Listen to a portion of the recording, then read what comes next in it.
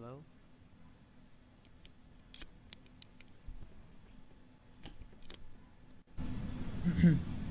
Hello? Test.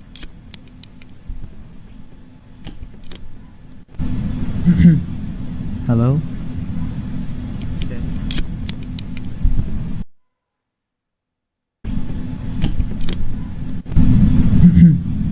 Hello?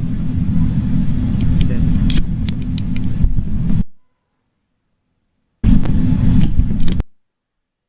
Hello? 1, 2, 3. 1, 2, 3. Hello? Test.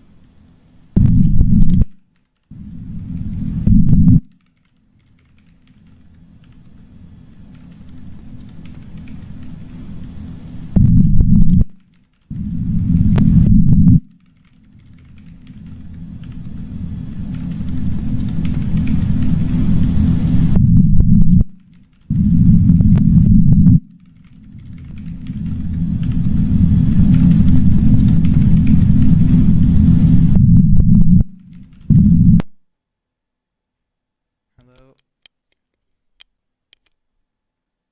Can you guys hear me? I don't know if the microphone is working correctly.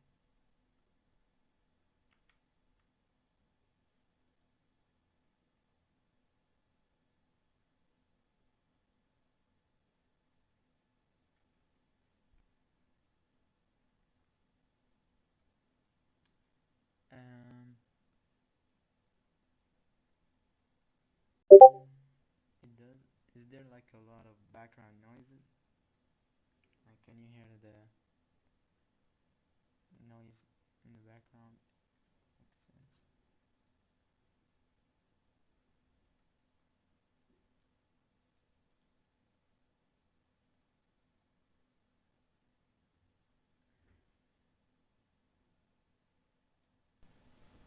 Okay, is this better?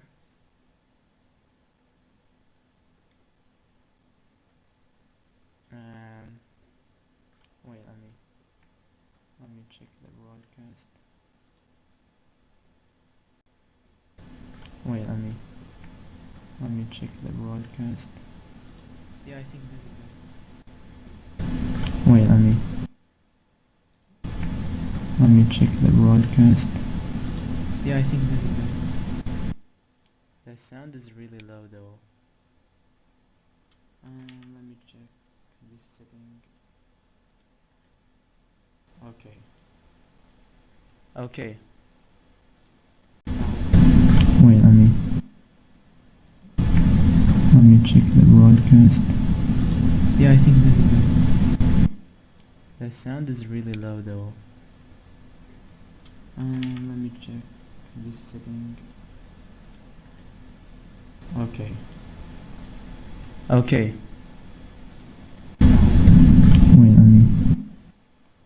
okay, this is now the sound test. 1, 2, 3. Reply to me if the audio is good. Okay. Okay.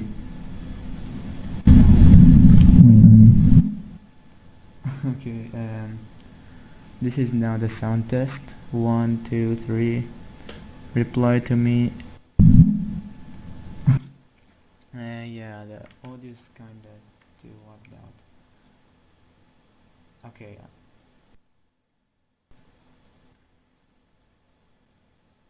How about now? How about now? Is this better? Okay,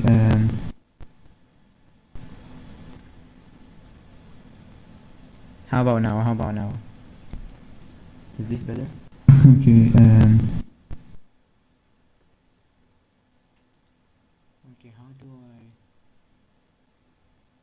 Okay,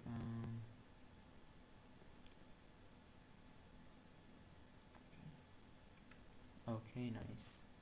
So let me grab this window, put it here so I can see the messages in the other screen.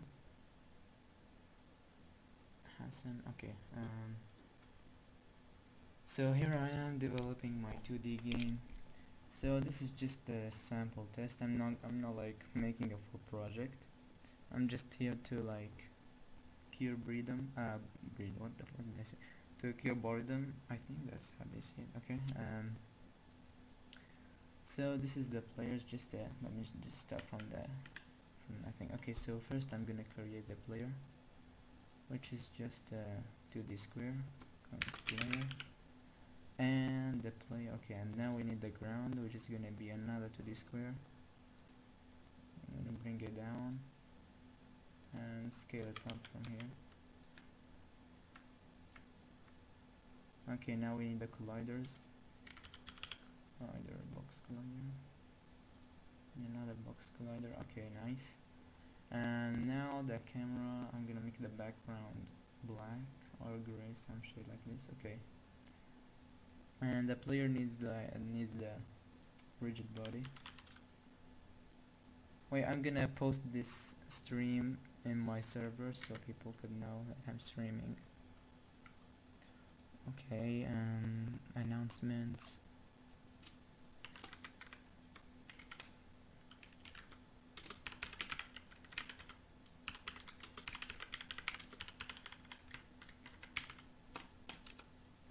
Okay, send.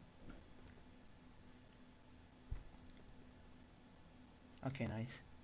So let me bring up this. Okay, now I'm gonna just scale down the player a little bit. It's too big.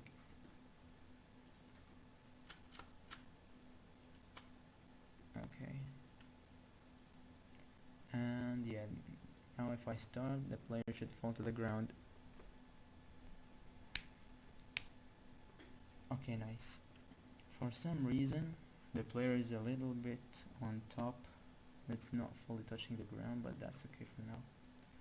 And now I'm gonna need a way to control the player, so I'm gonna create a new C# script and call it player controller. Wait, what? It's separate called player controller. Okay.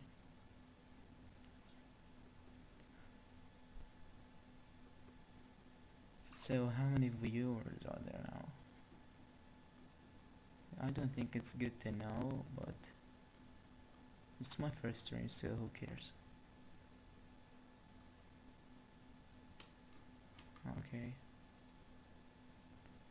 Okay, loading the script. Still didn't open. Okay, so here's the script we're gonna control the player with. For some reason it doesn't want to load. Come on. Yes. And so I'm just gonna fix this here.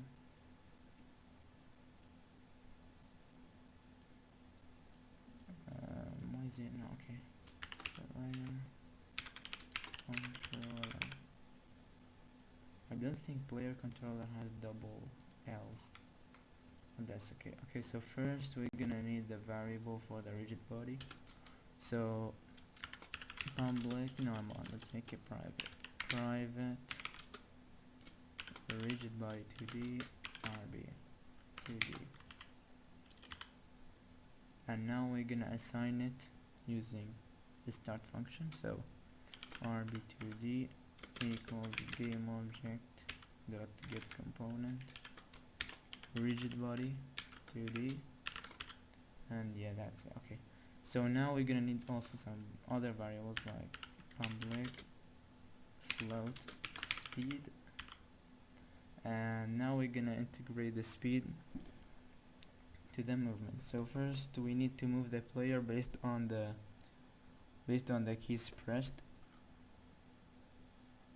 So we're gonna detect, or we don't need to really detect, we can just use the axis, the horizontal and vertical axis So we can do rb2d.velocity equals new vector 3, or it's actually vector 2.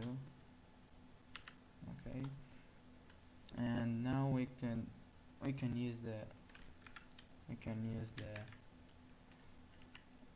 x and y. Yeah, the horizontal axis will be in the x, so it's like x y z. So x first, so input dot get axis, and that's gonna be horizontal,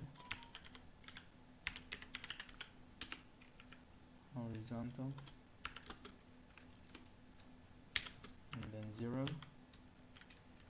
But yeah, the problem with 0 is that if I like made a jump function, the code will instantly stop the player in mid jump, because it's like setting the velocity in the y direction to 0. So I'm gonna set it, I'm not gonna change it, I'm not gonna set it to anything. So I'm gonna type rb2d.velocity.y, and then I'm gonna multiply this by the speed variable. So speed, where's that multiply? Okay, speed. Okay, so with this code, it must move left and right based on the keys pressed. It can be A or D or the arrows. So go to the player and assign the script, and the speed I'm gonna set it to 1 for now, and let's test and see if it works. As you can see, the movement is working. I'm just gonna add up the speed because this is really slow. Wait, no, not like that. Yep, the player is lost. Oh, that's really fast. I'm just gonna double the speed and then 0 the y and the x. What is going on? Bro, this player is cursed. Okay, I'm gonna restart, but this time with the speed of 2. Everybody's offline in my server for some reason. This has to do with the speed variable, because if I set it to 1, everything is normal, but if I set it to 2, nothing is normal. So look, no, not this one. Wait, was I setting the wrong thing? Okay, it's working. I think I was setting the wrong thing without knowing. Imagine.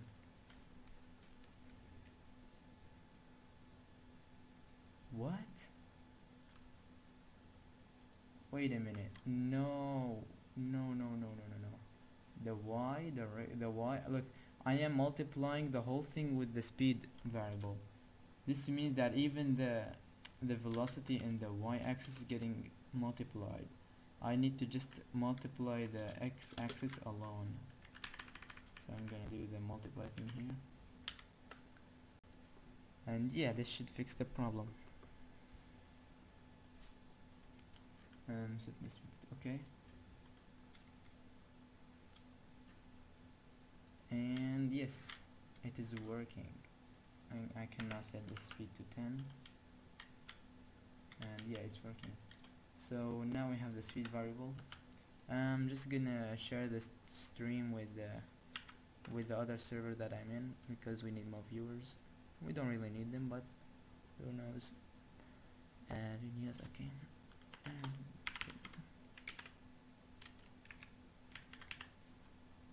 what is this cursed video?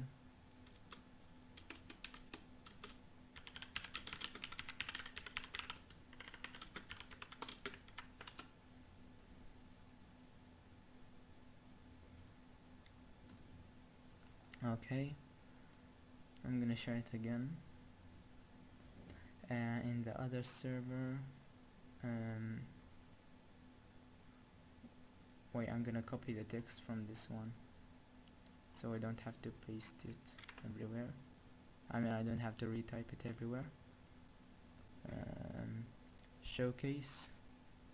No, it's not showcase, it's self-promote, but there is no self-promote, so it's showcase. in every known server I know.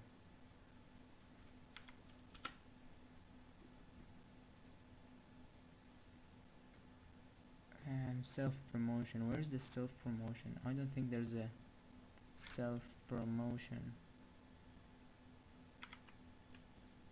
Yep, there is no self-promotion, but wait, let me check the rules.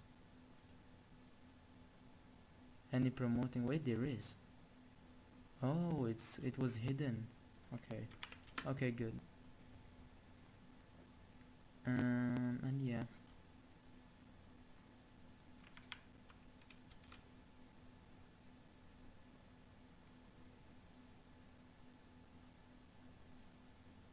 um, um, um, mm, mm, mm. Self promo, every self promo channel, any link. Okay, everybody knows, I'm pretty sure.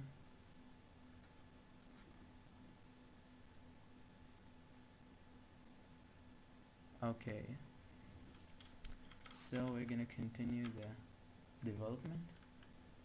So now we have a player and the control, basic control, and we need to like make the player jump, of course. So we're gonna make a jump function. So the jumping happens when the player clicks space, or we could make it also when it clicks W. We can also change it. We can make a public key code. Would that actually work? Key code jump key. Wait, does this actually work?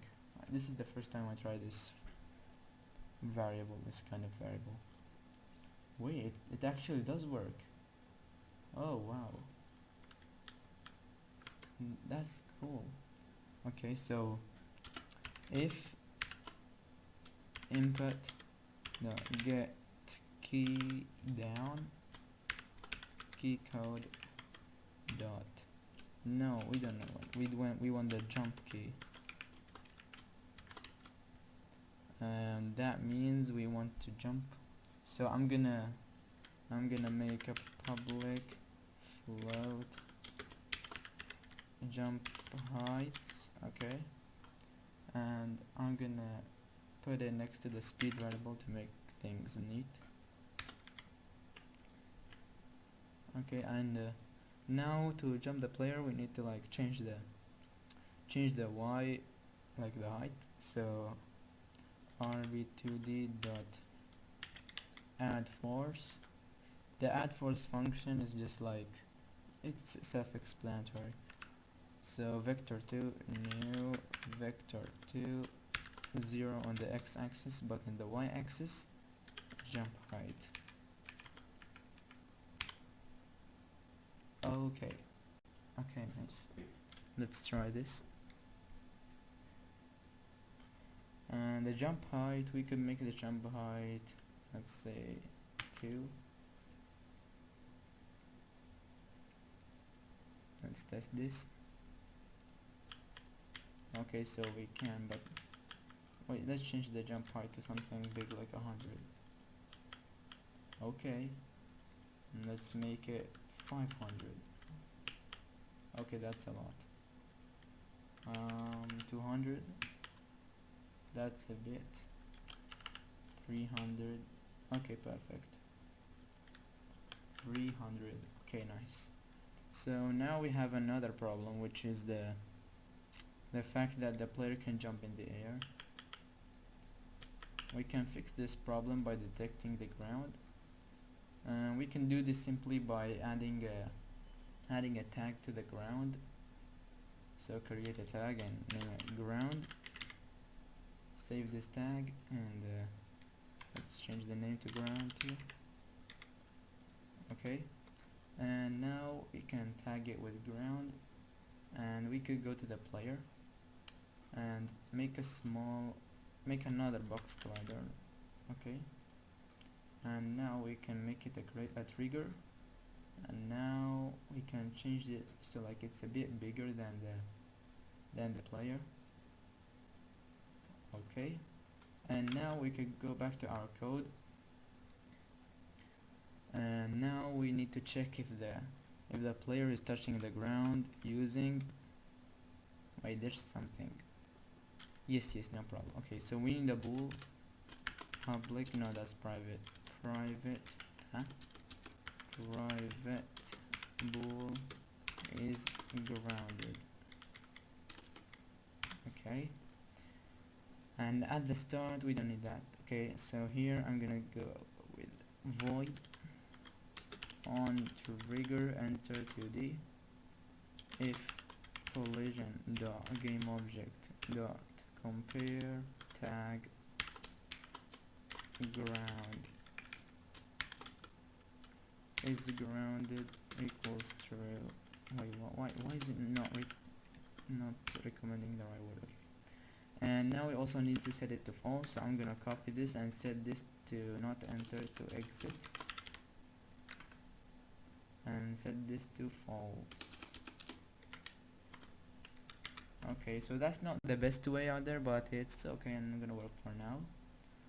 So we need to with the jump key we need to also check for is grounded. Okay, and now this should work, hopefully. Hello Mr. Dolphin, what's up? I know nothing about coding, Shemham makes sense. Okay. Yo, AIA is here. Oh my god, that's awesome. Okay, so now, okay, let's test this. And now, yeah, we can jump here, but we cannot jump unless the player is touching the ground. So yeah, this is a simple player controller. So we also need to fix something, which is like the rotation of the player. We need to fix it so like it does not roll over or something. So now we could test it even more by creating some level. So we could make this platform like a parkour jump or something.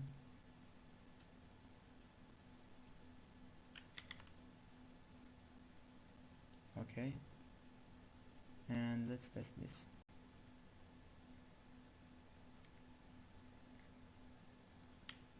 Okay, so we can jump. Oh, as you can see, we have another problem, which is the player hitting the edge and sticking to the edge. So if you like click the left button, it's gonna get stuck to the edge.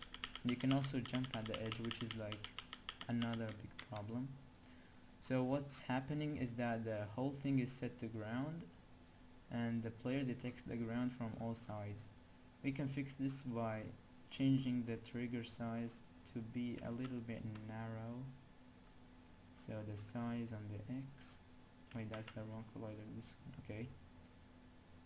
Yeah, make it like smaller than the player. And also the problem with sticking to the wall is because of the friction.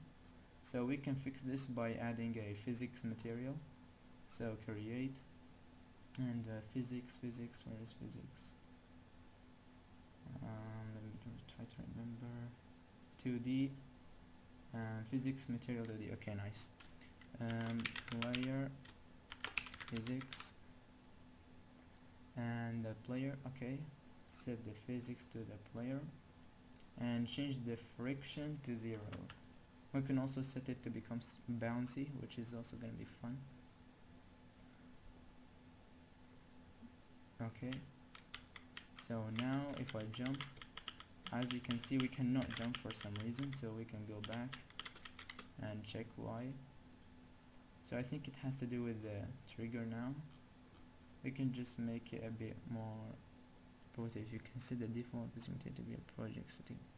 Wait, can you actually do this? I'm gonna check later. Okay. Where is this? Okay. Let's set it to how it was before, so we can see if it's actually the problem or not. Because we are sure that it was working before. Yeah. So it's the problem. The problem is with the trigger we made. So I'm gonna set it to be close to the edge a little bit. Wait, it's actually off the edge. So I think it still could detect the edges, yeah. You have to make like 0.9 or something. 0.9. That's a bit too small, but okay, we cannot jump. So I think it has to do with the edges. Okay, 0.9. Okay, if it doesn't work, I'm gonna check the y-axis. Okay, it's working, but can it detect the walls? Yep, it can detect the walls, but it's not touching the walls. Okay, so let's try 0.95.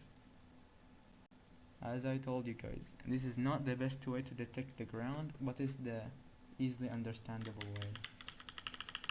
Yep. Let's increase the size and the y-axis. And if this doesn't work, I think I'm gonna use the raycasting method, which is a bit hard to understand. I didn't fully understand that method, but yeah, it's actually working. Okay, nice. But it's kinda too fast. The player is kind of too fast. Wait, let me check this scene and check even is the collider even touching the player. They're both at the same z-axis, so it should be able to jump, unless that's a problem with the thing I said before, with these two voids. So I think the best way to do it is with the raycasting method. So yeah, let's just use it. Why not? So let's delete everything here. And also, yeah, that's it. Okay, and now we can do the I think I remember. So that's gonna be private array to the array in a 2D space. Wait, let me check Google. Okay.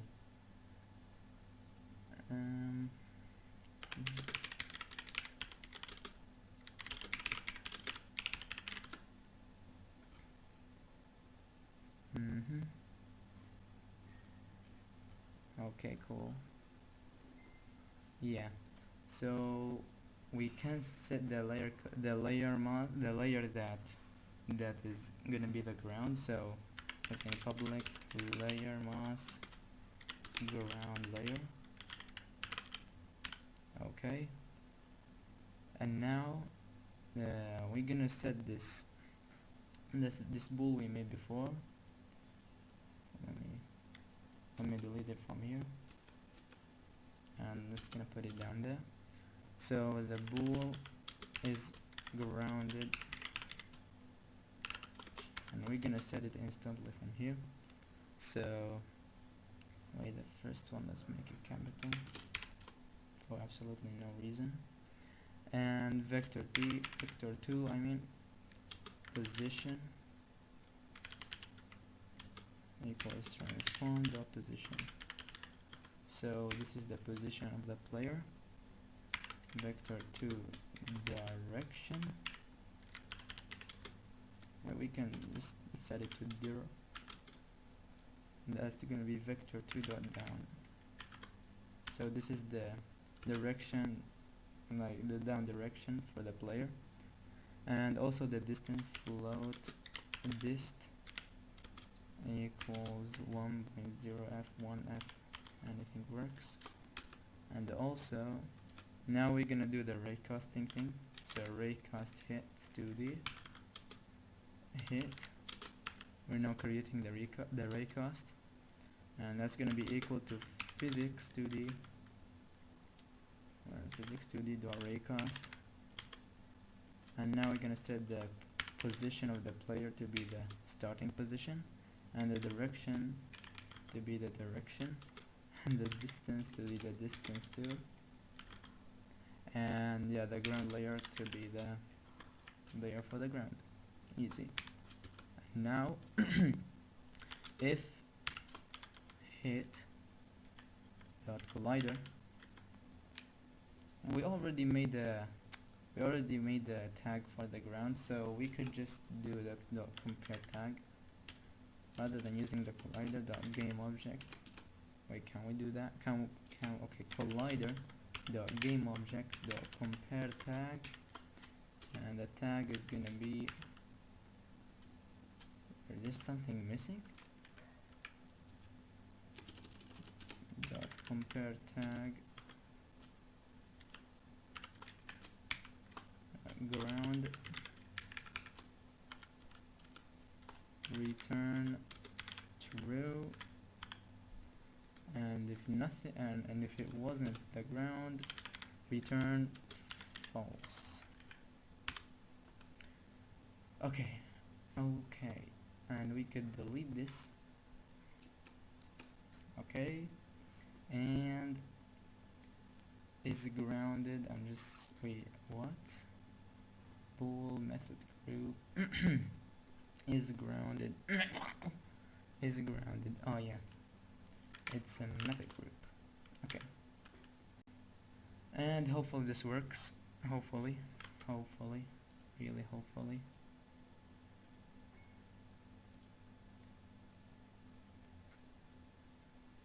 Bye bye AI.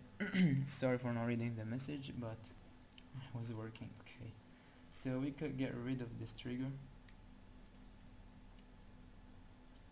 and yeah, this should work.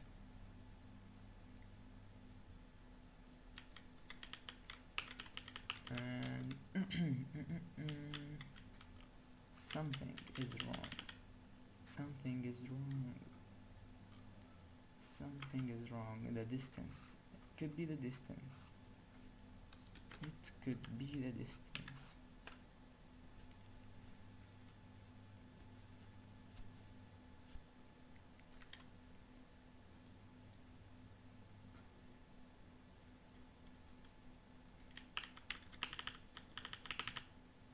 Wait, did I even set the tag? Yep, the tag is set.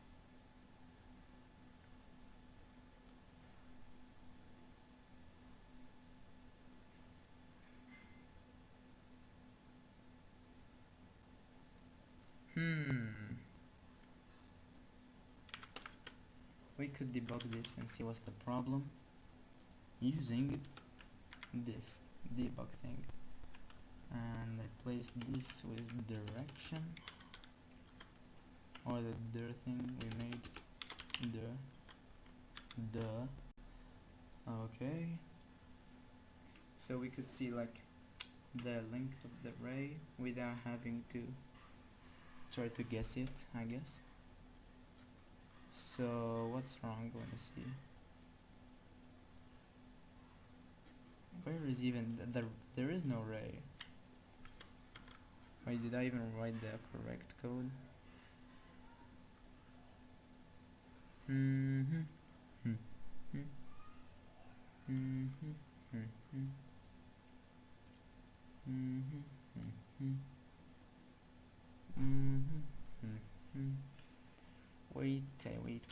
Wait. Let's do something. Rather than setting it like this, let's cut this off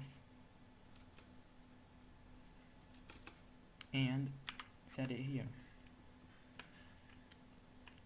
Okay, so we could set it is grounded equals true, and is grounded is gonna be false. Is grounded, wait, what?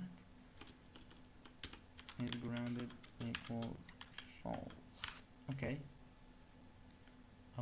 checking everything. Direction, is it down? Is it like, wait, what? Did I forget something? Oh yeah, okay. Let's see if that's gonna work. Okay.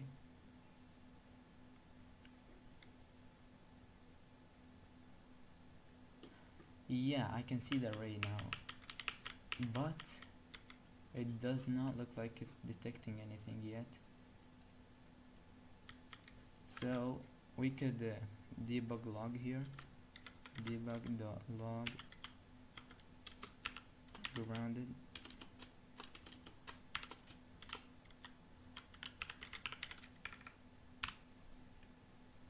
and this grounded. Okay, we just need a grounded thing. Okay, let's start. Okay, so there is no message, there is no log, so I guess what's happening is that it's not detecting the ground. So I think we're gonna use the layer for now.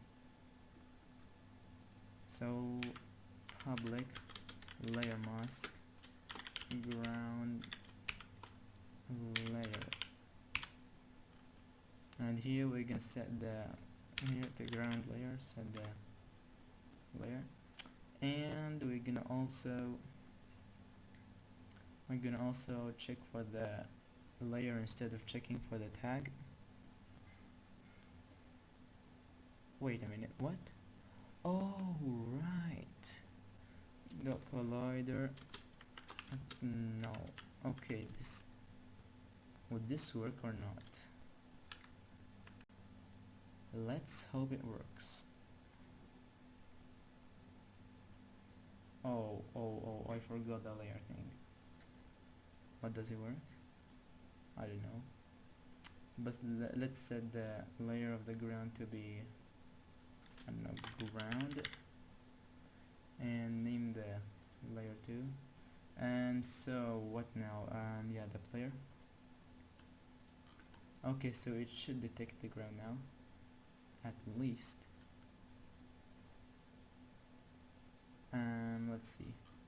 So it's not grounded. It should be grounded, but it's apparently not getting grounded.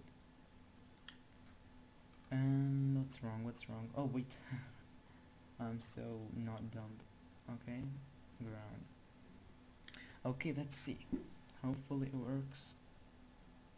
Yes. Okay, so it detects the ground, but it detected again.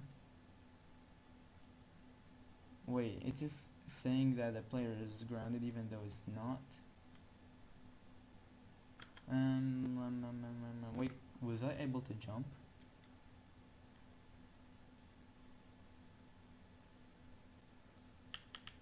Wait, I cannot jump for some reason. But it is grounded. So what is not letting me jump? The height is high. Let's okay, grounded. So it is detecting the ground, and so ground is getting set to true. Okay, let's make it public so we know what state it is in right now. So maybe it is getting, maybe it's set to true, maybe it's not, I don't know. Okay, let's see. Okay, so wait, it is logging that it's grounded, but it's not setting. Wait, I'm actually this dumb. So this should not be here. This should be an else function. Wait, no, this was the issue from the start, bro. Okay, hopefully this works now. Hopefully. Oh wait, it's not getting to disabled. This means that the whole thing is detecting even though it's not detecting, which is very wrong. The distance, wait, 10F could be a lot, so let's set it to 1.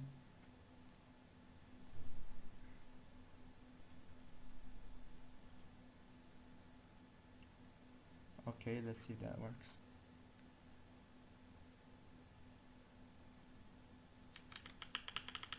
No way. No way. Did it just work? Oh my god. No, it worked. Oh my god, it worked. Okay. So I'm gonna set the public. Okay, no, we don't need this. Or do we? Wait, I'm gonna set this to 0.5. I wanted to actually touch the ground. Or at least be close. Closer than the one before. Okay. Okay, wait, that's too close. Let's set it to 0.8.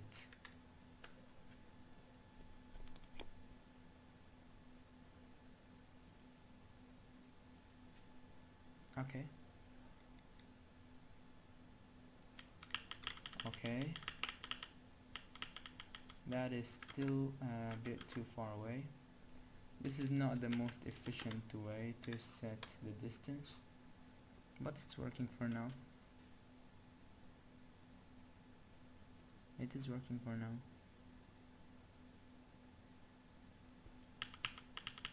Okay, it's a bit too long.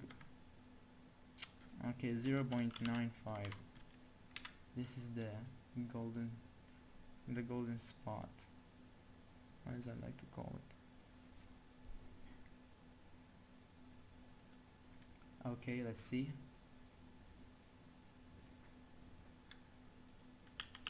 Okay. Oh. Wait, as you can see, like, if I jump before hitting the ground, I'm like levitating on the ground right now, which is not cool. So let's set it to 8 and see again. Oh wait, I also forgot to debug and see like the actual length.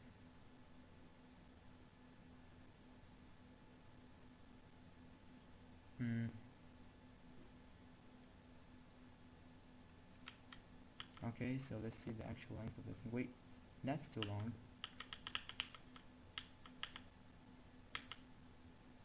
So the issue is it's detecting way too like if I wanted it to like detect it before hitting the ground, I wanted like to actually jump, not just like start levitating, because like the jump force cancels out the falling force, so it's like stopping mid-air, which is not what we want. So what we could do is we could get the distance between the player and the ground before hitting the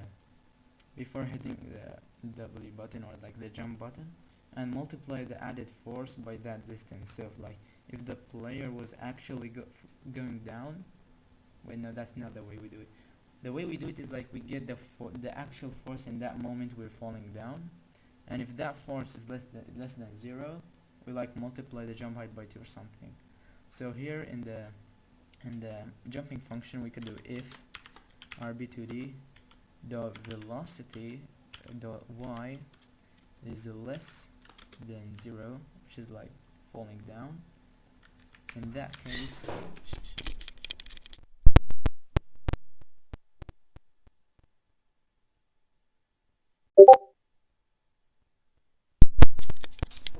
okay, so if the velocity is less than 10,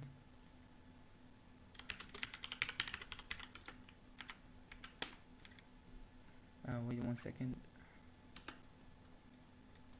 Okay, and so if the velocity was less than, wait, why is this now? Okay, I'm gonna set my Discord status to not disturb. Okay, nice. So if the player was falling down, the jump height, what we could do is we could copy the whole thing and paste it here and multiply it by 2, and else it's gonna be the same thing but not multiplied by 2. Not the best way, but it's gonna work for now. So let's see.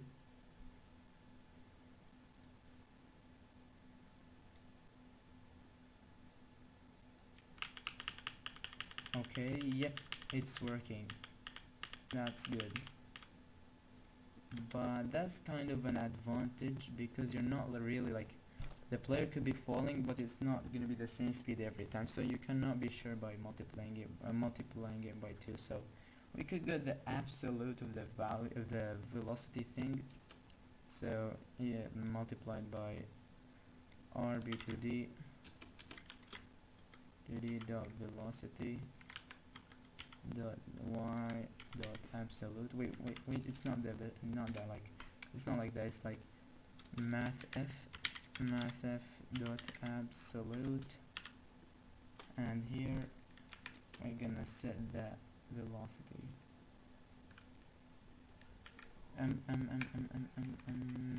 Yes.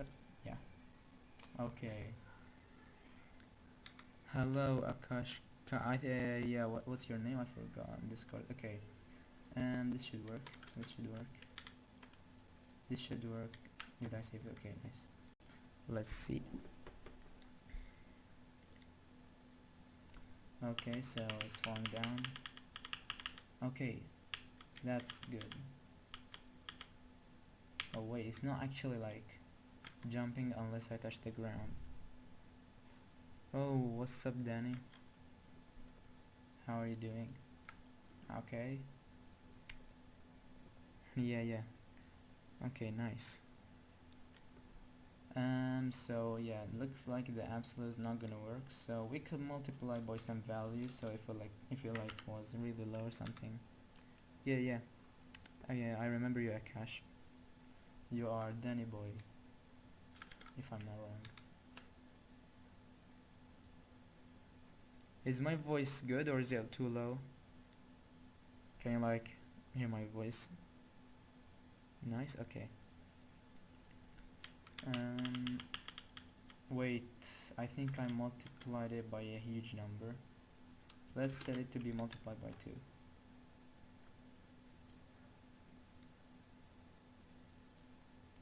By the way, the collider, the problem with the square collider is, as I said before, if you were like at the edge of an object, you can see like it feels unequal, like it feels like you want to like climb on the object. That's the problem with that, is like the corners. We could fix this by replacing the collider with a circle collider. This might not make sense, but it's the good way to make that, like it's the best way to fix this problem. So if I test it now, as you can see, like let me just jump. Yeah, like it feels more natural. It feels more equal, more like it feels better. Like you can like wait. The problem with getting stuck between the objects, the solution, space them out. Just move them a little bit. Yeah, he's one of my friends. Okay, so the problem with getting stuck to the wall is kind of fixed. Like he falls down, but if you're like holding the button, the left or right buttons, you get stuck to the ground. This is like the wall jump. Wait, what? What just happened? Where is the player? He's falling down apparently. What? What is that? What just happened? So yeah, I think it's an issue with this one, with this value. So let's just set it to be multiplied by 2. We don't need any absolute stuff. As long as the multiplication by 2 works, it's fine. It's gonna be fine.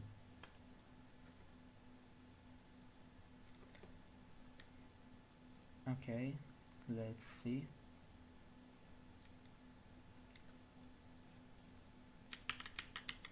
So yeah, the player is now falling, and yep, nice. I cannot jump if I was on top of this big platform for some reason. I think it has to do with the layer. So I'm gonna select all of these platforms and set the layer to ground. And yeah, now we should have a somehow good looking character controller for 2D sprites. The movement feels kinda too quick. Yeah, the player is too fast. We can fix this by setting the speed to something like 8, and also the jump is kinda too high, so that's gonna be 250.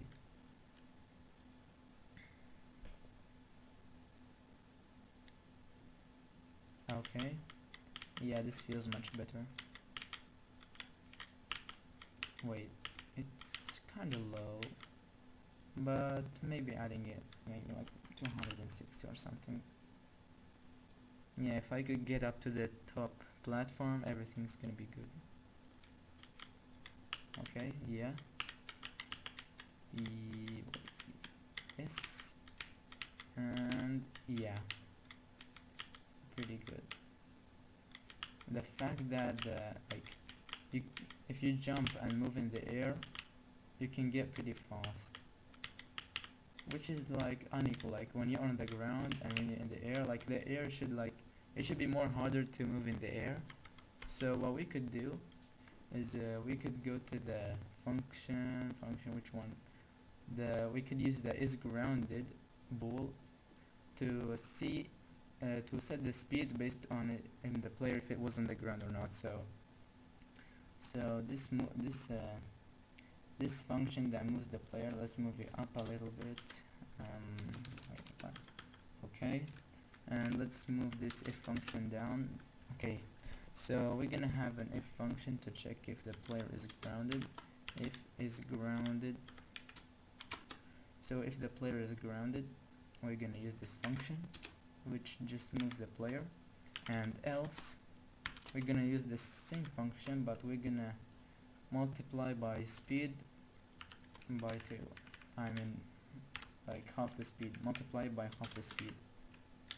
So this means that if the player was not grounded, was in the air, it should be half the speed, which makes more sense for me. So let's see if that works.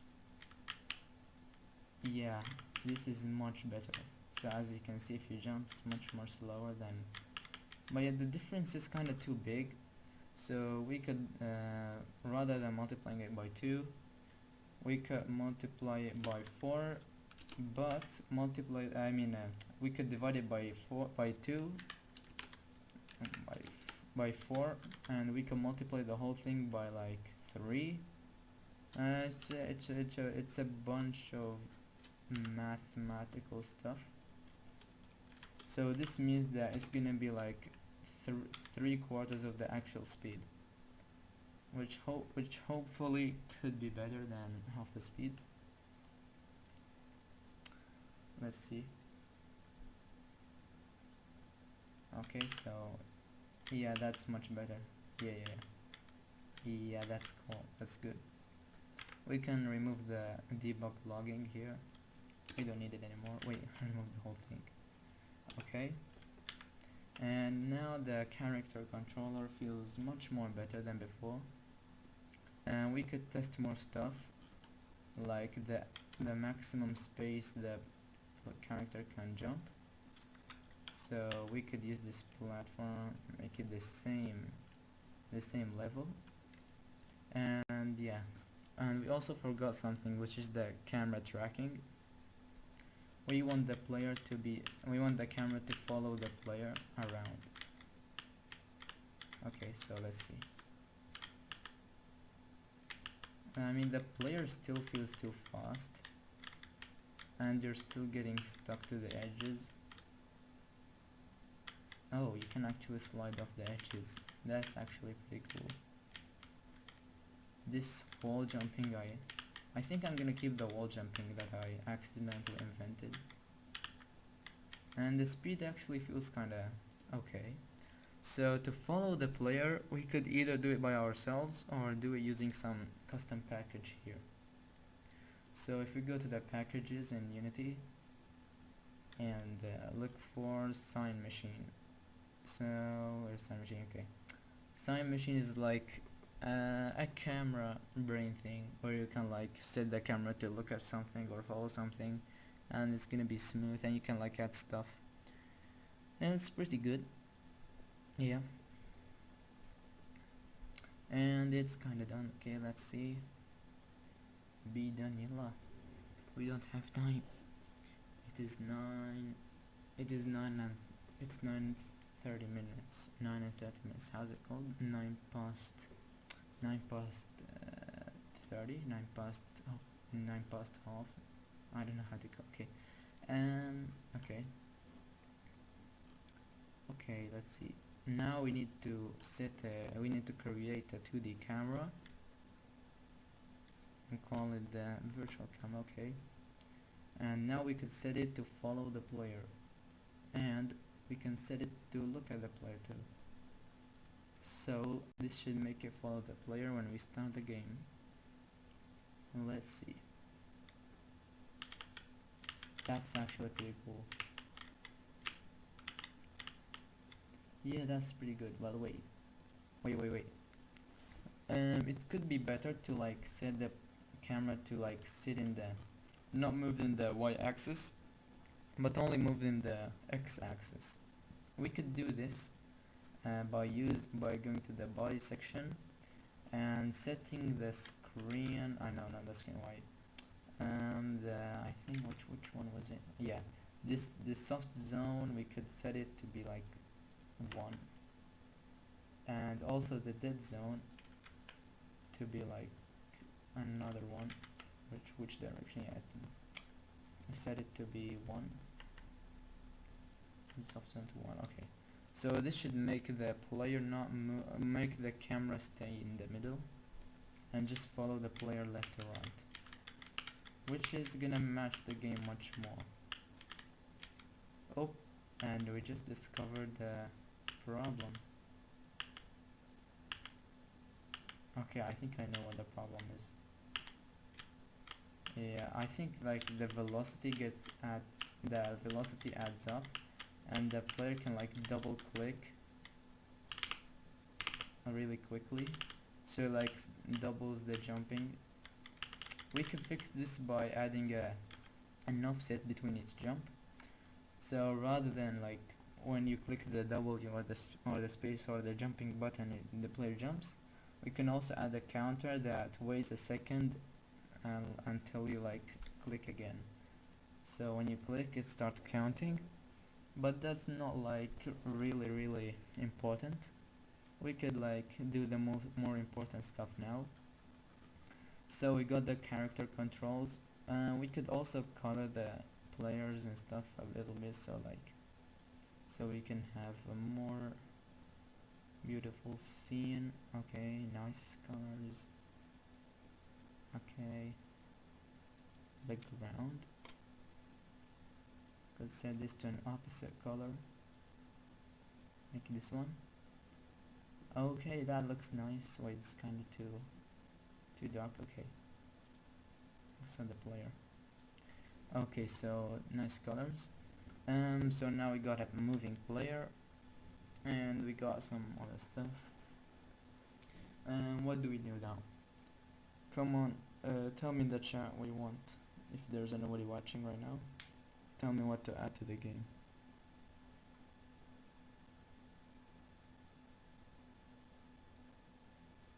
Looks like nobody's gonna reply in the chat, so yeah, I'm gonna just go to the toilet real quick. So how do I open the notes thing?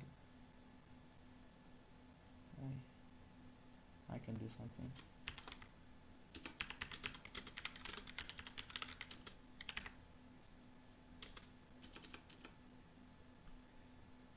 Okay, so yeah, see you in like a minute.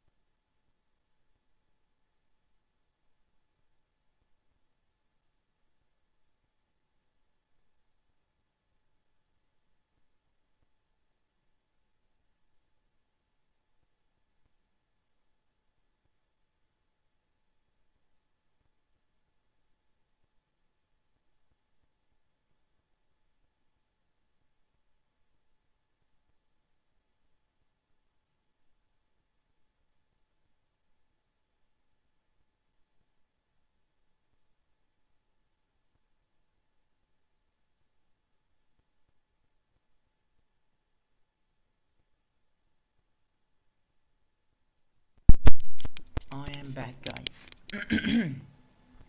Forgive my bad voice. It's just because of staying a bit too late.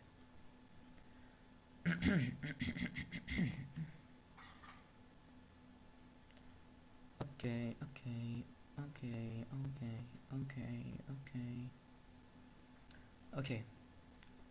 So now that we have the player and we also have the movement, we could make let's see, what could we make? What's the thing that every game has? It's probably gonna be the enemy. So we could make an enemy, a square. Okay, the enemy should be red, of course. Everybody knows that the enemy should be red. Okay, and we could add the collider now, box collider. So this enemy, what I want this enemy to do is I want it to be like start patrolling here, going left, right, and yeah, until the player comes down. If the player touches the enemy, the player dies. Okay, nice, very nice. So we could use some detection stuff. That would be okay. Let's make a script. Enemy. How do I even spell enemy right? Okay, enemy AI. It's not really AI, but as long as it's like a script that does something, we could call it AI, no problem.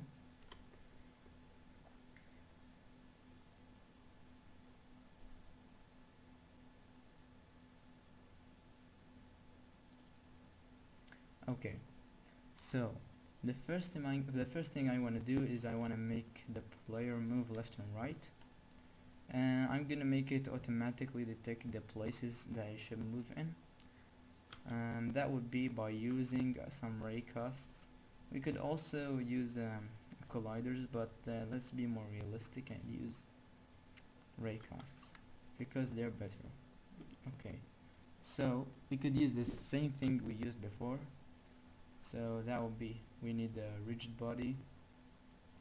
We could also use the speed. Okay, nice. We're gonna also need the ground layer and then ISO grounded.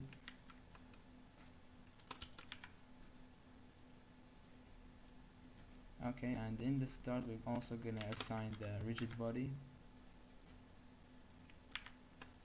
And now we're gonna need to do the same thing for checking if the player, I mean the enemy, if it's grounded or not. So Control C, Control V, your code is now my territory. Okay,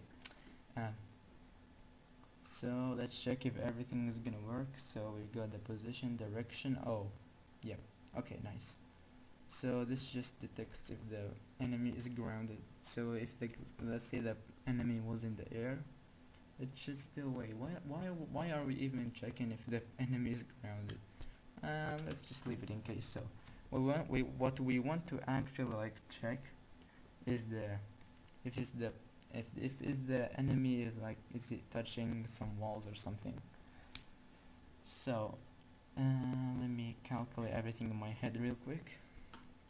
Let's see what we have, what we don't have. Okay, we have the position and the direction.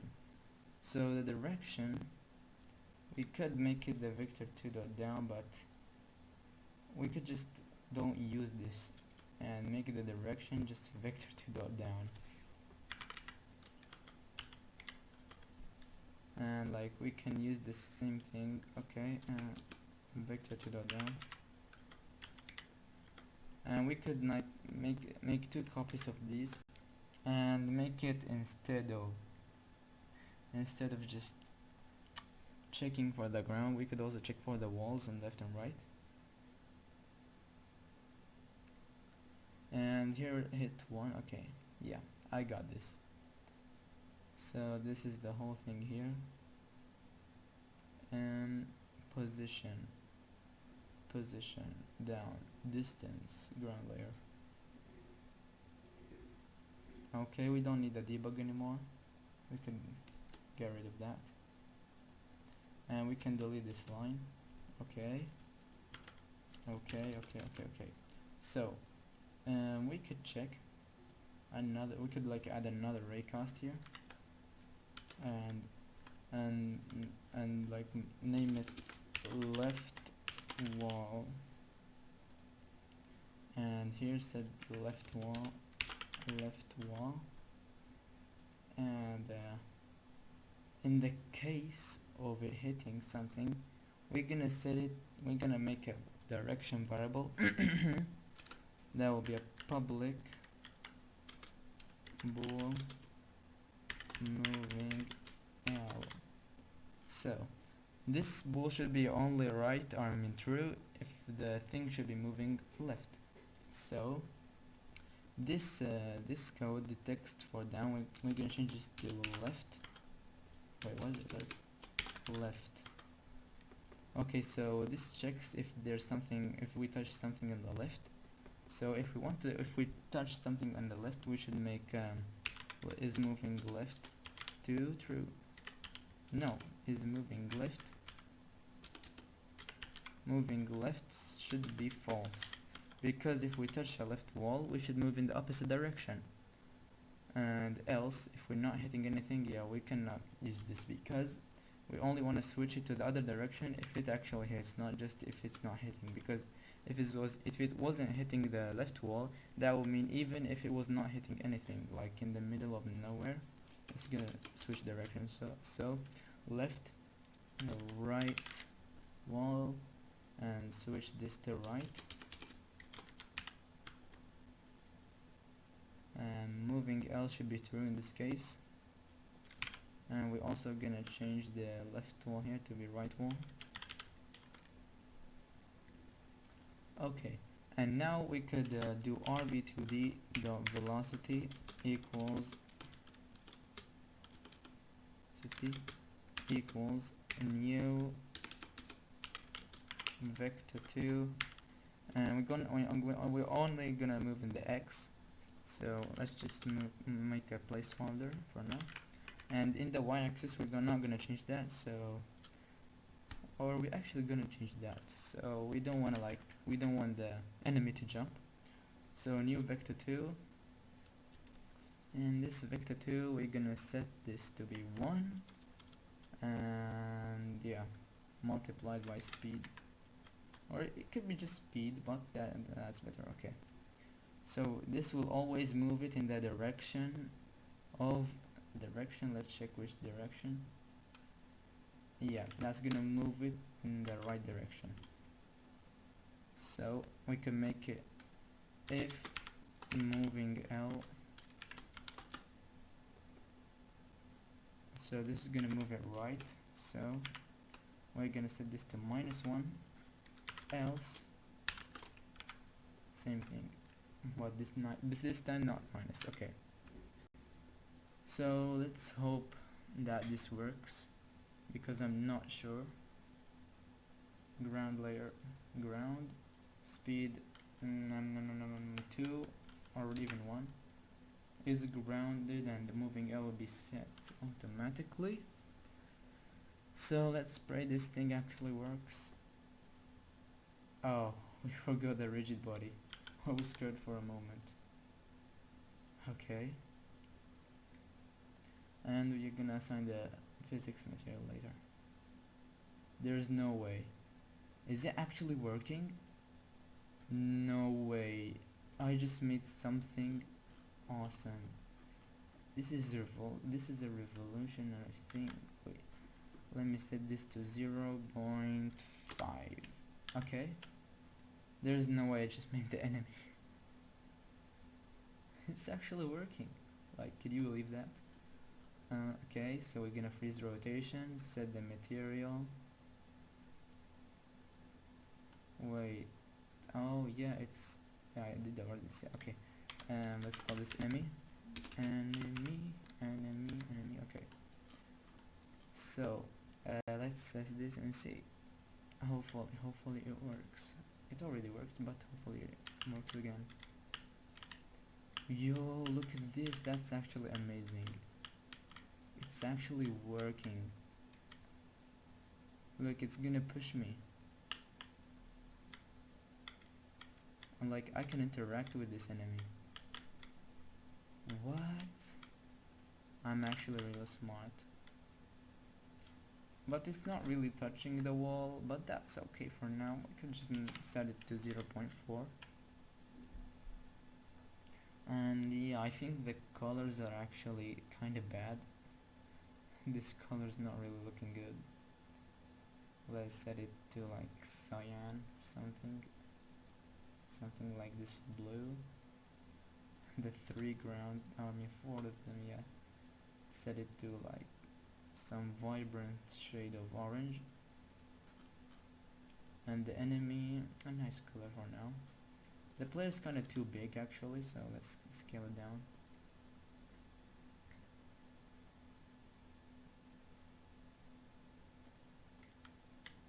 Okay, that's actually pretty amazing. Oh no, no, I fell with the enemy. That's pretty good for now. Wait, why did I just jump a lot? What made the player jump like this?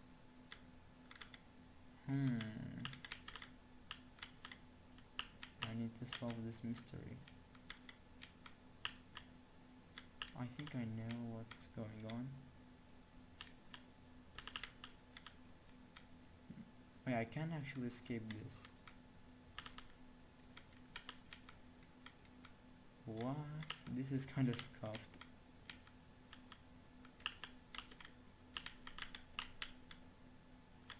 Wait. What's really happening? I don't know.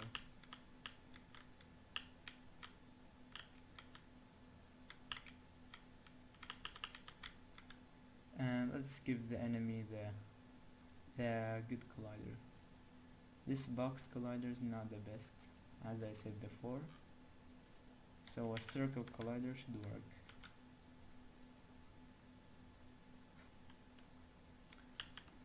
Okay, that's actually pretty good. So now we made an enemy, but it still doesn't really do anything. It doesn't like kill the player. Look, so with killing the player we have two options. Either we restart the whole level, or it just resets to the nearest checkpoint or the last checkpoint.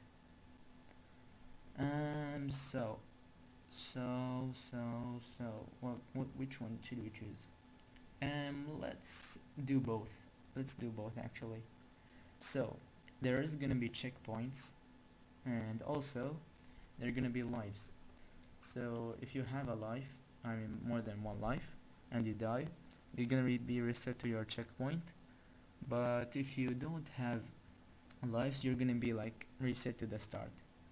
So let's make a checkpoint. So that's gonna be a diamond. Nice.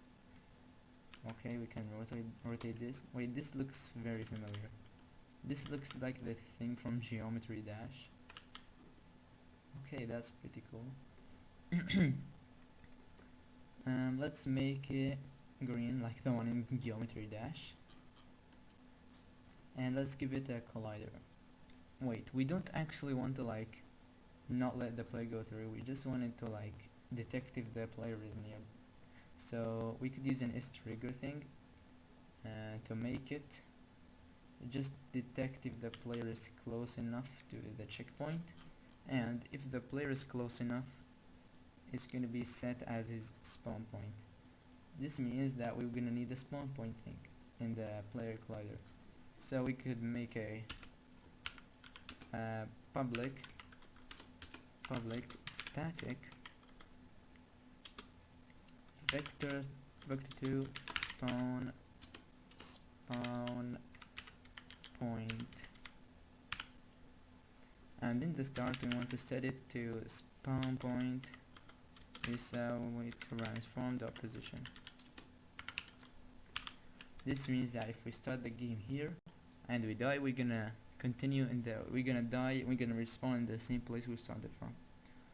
And we're gonna change this position using these isometric diamonds or checkpoints. Let's rename them to checkpoints. Checkpoint.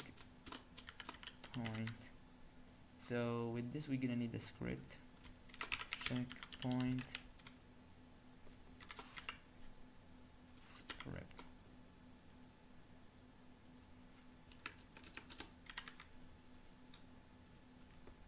Okay.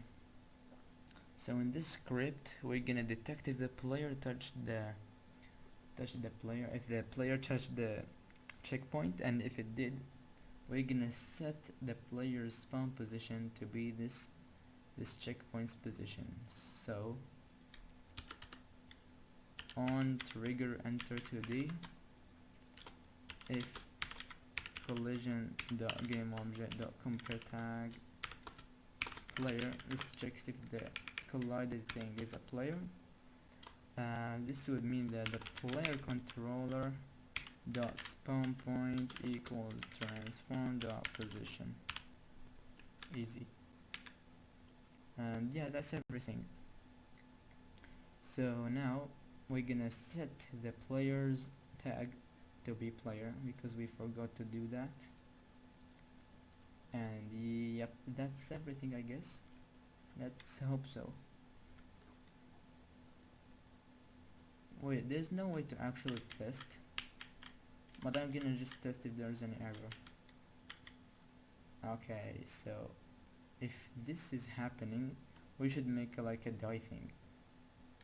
So what we could do is we could go to the script of the player and make a new function and call it, wait, no, where should I even code? Okay, yep, public, no, yeah, public void respawn. Okay, respawn. Here we're gonna like set transform dot position equals spawn point. Yep, that's really simple, I know. And the enemy should teleport the player to the spawn point each time the player touched him. So we could create a rigid body thing, I mean the on trigger enter, but the problem is that the enemy doesn't have any triggers, so we could use on collision enter. So this means like when the player touches the enemy, so on collision enter to the if collision dot game object dot compare tag player wrong player again player again player. Okay, if it collided with a player, we're gonna go player controller dot respawn. Oh, there's something wrong. What we didn't do is we didn't reference the player, so we could do collision dot game object dot get component player controller and dot respawn. Yeah, that's right. If you have any questions, you can ask me in the chat. Okay, so we did not add any variables. Yeah. Okay.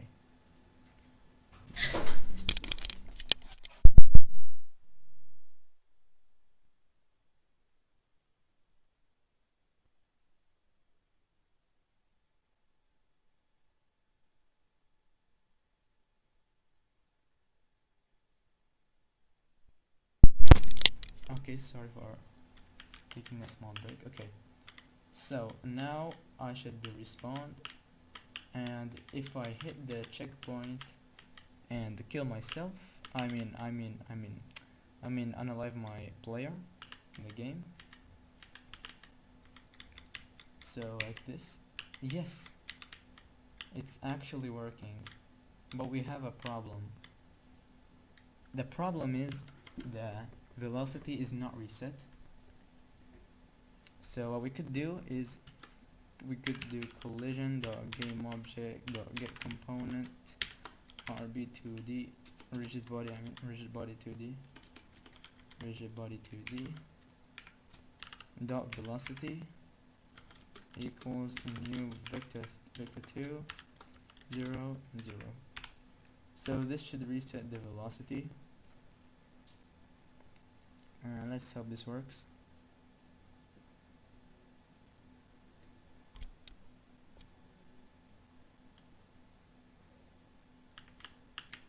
Okay, same issue again.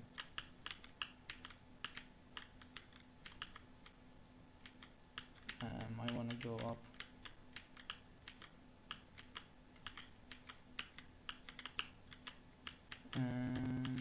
Let's see, yep, okay. So let's be moving. Hold on, it's not cancelling, it's like doing it for like the first second only. We want to like to not actually get any input. We'll figure out that later. Let's now focus on the main problem, which is you don't know if you actually hit the checkpoint or not.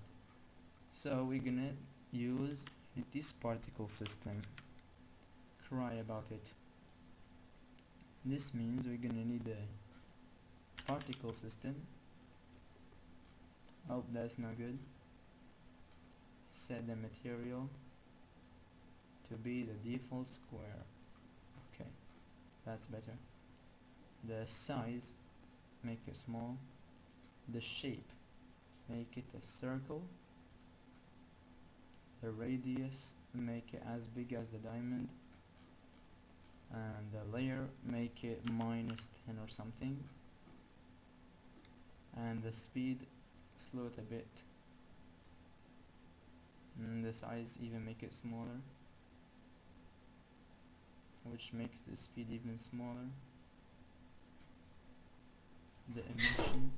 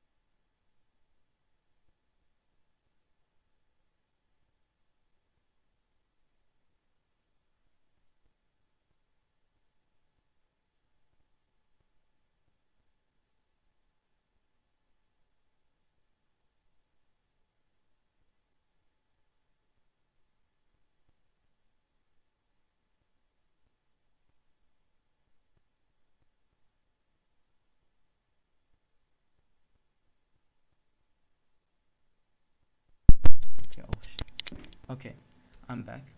So now we're gonna change the settings of this particle system. We want the speed to change. We don't want it to just like be like that. That's like very boring. So what we could do is change the speed to be like this, but then like really fast, but then like stop limit velocity after time so speed should be 0.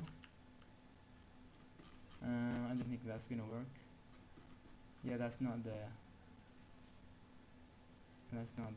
way we do it, and it's not this one either.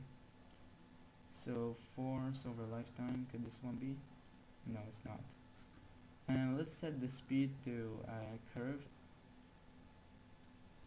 and change the curve settings here to be like something like this. Oh, this is like a randomizer, so it's not like based on the time. So what could we do? What could we do? We could do one thing. First, let's load this, and the lifetime. Yeah, the lifetime. 2. Even 2 seconds is a lot. The emission, let's make it like something like 20. Okay. And what we could do, yeah, we could size over lifetime. We could make this much more appealing, like this. And the color of a lifetime, we could set this to one of my presets and just change it a bit like this. And I want to see the actual thing, so yeah, this is much more better. It feels like it's speeding up, but it's not actually speeding up. So let's set this to something like 50. Yo, this feels like a portal or something. Portal land, yeah. So we want this to only get like executed once, so we're gonna make the rotation 0.1, and we're gonna disable looping. So play. Oh, this means we need more emissions, so that's gonna be like 1,000, and that's kinda too unrandom, so we're gonna set this to 500 and make the time 0.2. We can fix this by making the speed more randomized using random between 2 constants. So this would be 0.5 to 0.8. And make it more random, like let's say 0.3. And reduce the emission to something like 200. That's a bit too little. 300. The speed, it's kind of too slow, so let's set this to 1.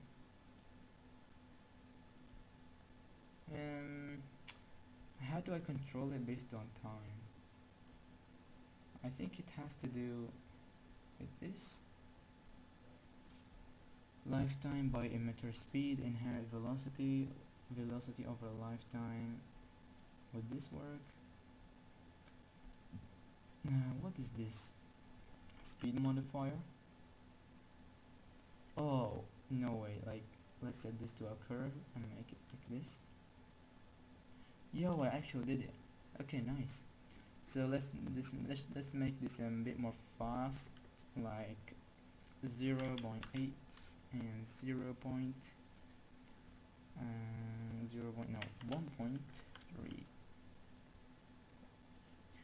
Yeah, that's amazing.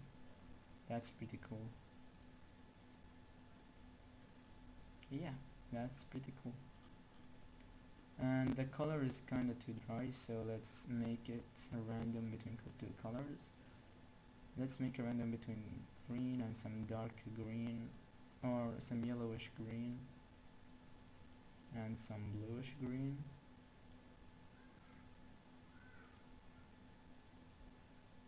This is too dark. Yep, perfect, very perfect.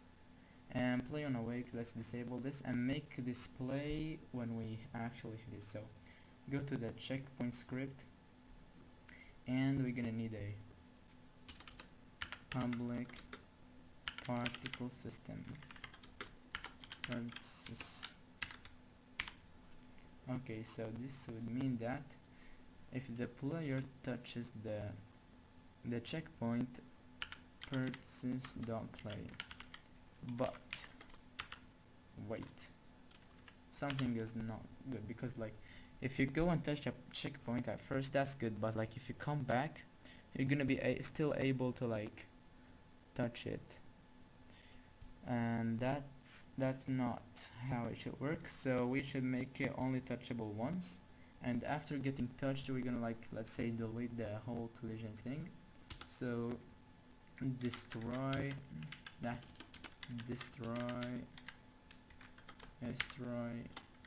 and this, or this dot col dot game object dot get component dot collider, no, like collider 2D. Okay, so this should mean that we can only touch it once, and then we cannot. We also, maybe we could like change the color to like mark it as touched or something. So let's test this and see.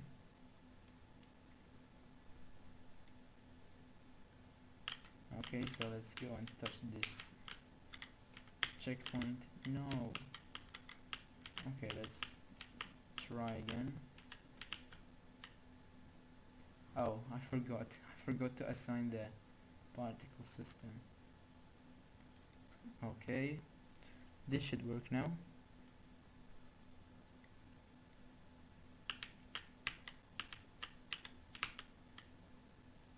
Yeah, but it's kinda too big, so let's set the radius to something a bit more smaller. And yeah, about changing the color, we can like do public sprite renderer,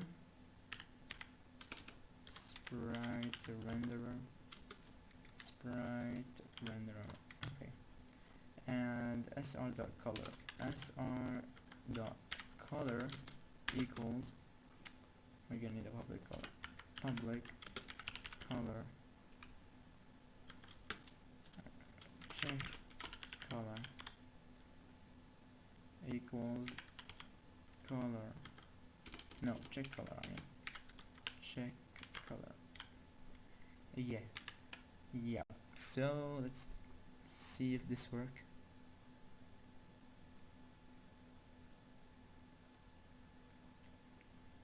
Okay, so if it's checked, we can make it a darker shade of green. What could we do? Okay, a darker shade of green would work, but let's test it first.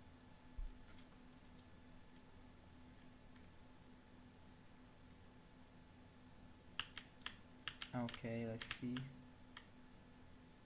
Why do I forget to set the sprite renderer? We could automatically set this stuff, so we could like do start, we could like do game object dot, no, like we could do check color, no, parts equals game object dot get component particle system.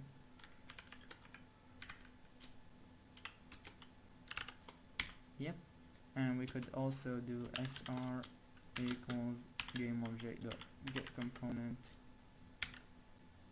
sprite renderer.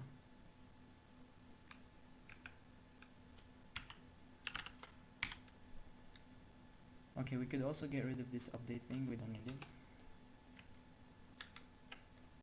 So this would make it much more easier to use this code. We could also add more stuff, like make it unlock a door or something.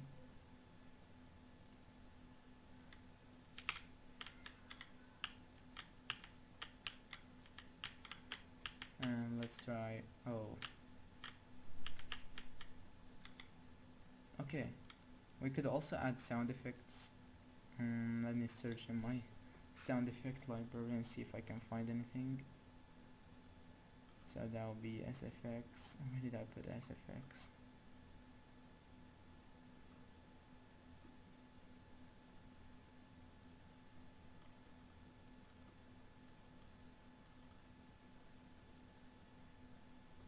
Okay, install this FX.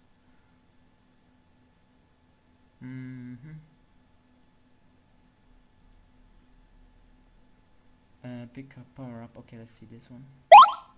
Oh no. Let's go. Why is it too loud? Oh, my volume is loud. Sorry for your ears.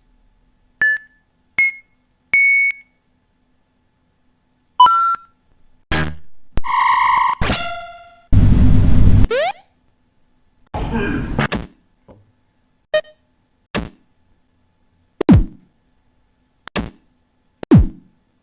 And we're gonna need this one, or not actually this one. Why is it called hello? It. Yeah, that's much better.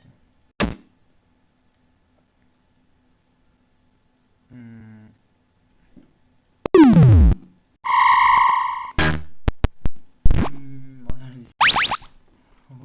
What are these?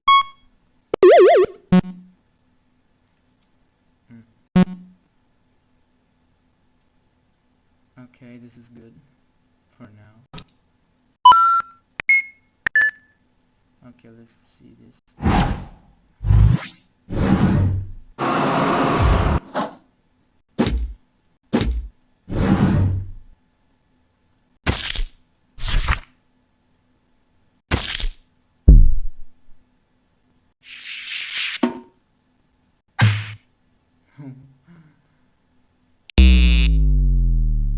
Envado element.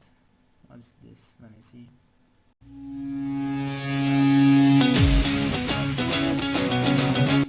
That actually looks like a cool soundtrack for the game. We could use it, why not? What also? Yeah, the checkpoint thing. Oh, why did it lag? Come on. All this effects. Yeah, something here would help.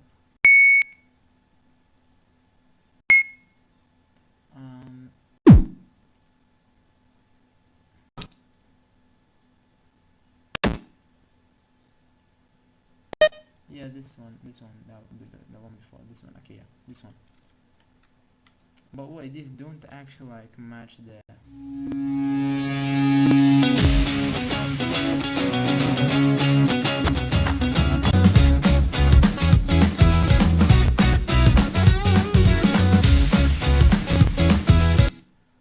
Yep, I have a solution for this. Let me grab these files away so you cannot see what I'm doing, because it's kind of private. Yep, yeah, I got this plate. Yeah, this is good. This is really good. These are actually some good stuff. Yeah, it's just something I took from my old Unity project, so don't like get too worried or something. 3D test platform.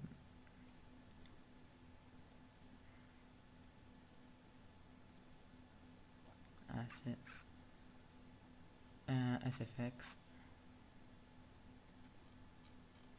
I'm gonna copy the whole library that I got here. Yeah, it's just an old thing.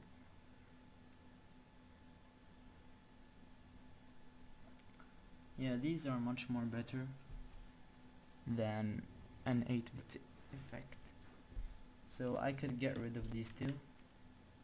We don't need it anymore. And let's check the folder that we just had.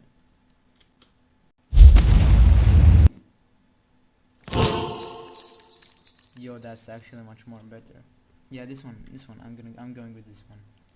So there's a much more better way for playing sound rather than like setting variables each time.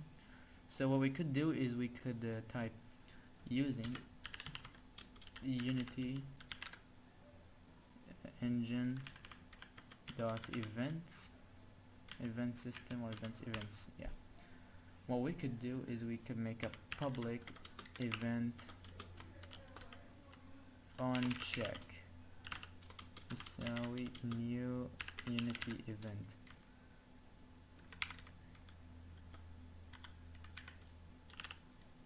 And yeah, let me just delete this. I think I typed something wrong. Oh yeah, that's a Unity event. Okay, and what we could do is we could get rid of this and this and this and just type on on check.invoke.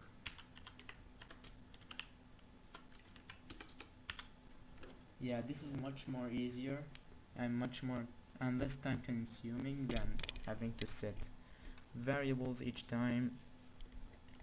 And wait, well, my microphone's position is kinda too bad. Okay. And now we could save this.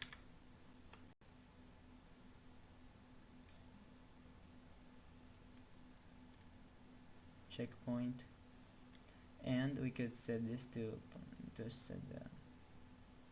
Why do I still have the check color? Why can I change the color without that?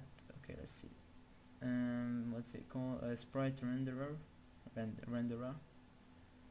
Set color. There is no set color, but there is. Is there anything that has to do with the color? Sprite. Sorting order. String name. Bool flip. Bool enabled. Yep, I don't think there is anything, but there is something for the particle system. Play. What we could do is make that. Okay. Private sprite renderer. SR. Sprite renderer. SR.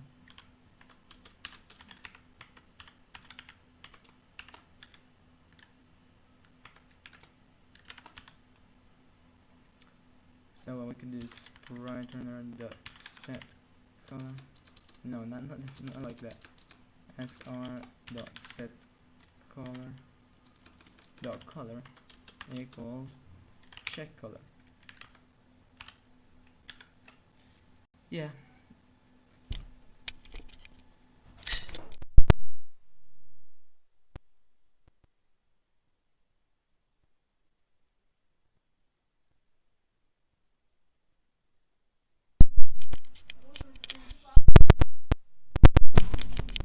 Okay. So now we're gonna add the audio that we just got from a legal source, and assign and create a new event for the audio source. Play. It's automatically set to play for some reason. Okay, nice. And the enemy, we want it to, like, when we get killed, we want to like play the audio. But let's just test if this even works.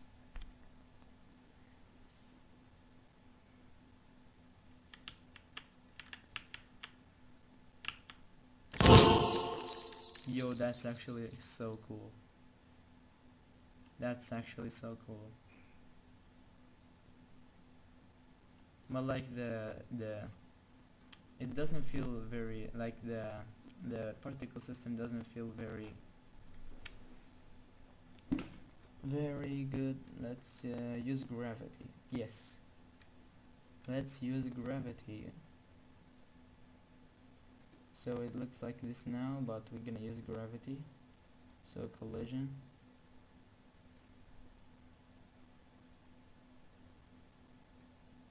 Planes, world, 3D, 2D. Yeah, gravity size. How do I set the gravity? Oh yeah, there's a much more easier way. So let's just set this to world, and gravity modifier to 1. And yeah, this would mean we need a much more bigger lifetime than 1 second. We're gonna like set to 2 and see what we got.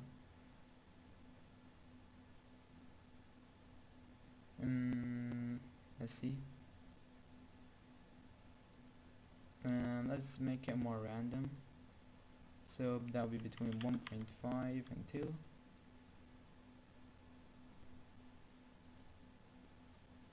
And also the size. Let's make this a bit more fun, like by making it get scaled down at the very end.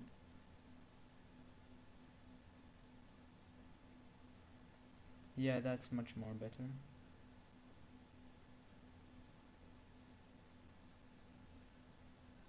Yo, that's actually really cool. But the source from the shape is, it feels more unnatural, so the radius should be like set like this.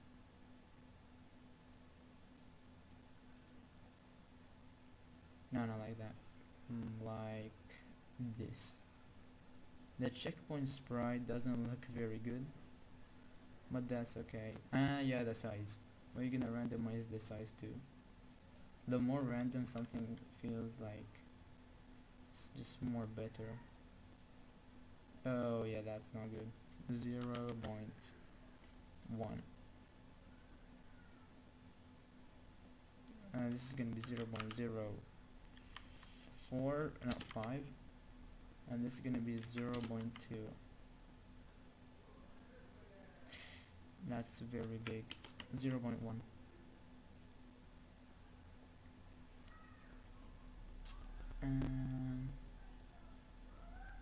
They feel very the rotation 0.2, 0.3.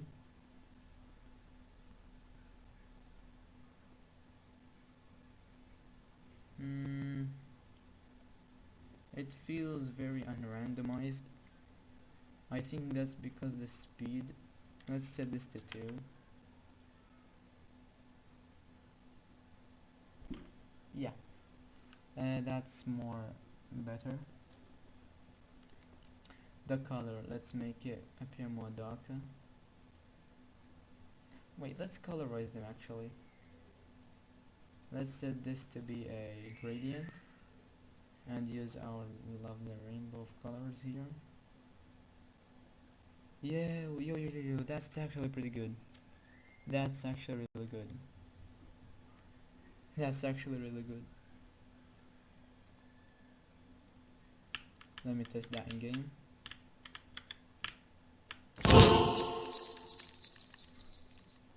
Yo, that lag.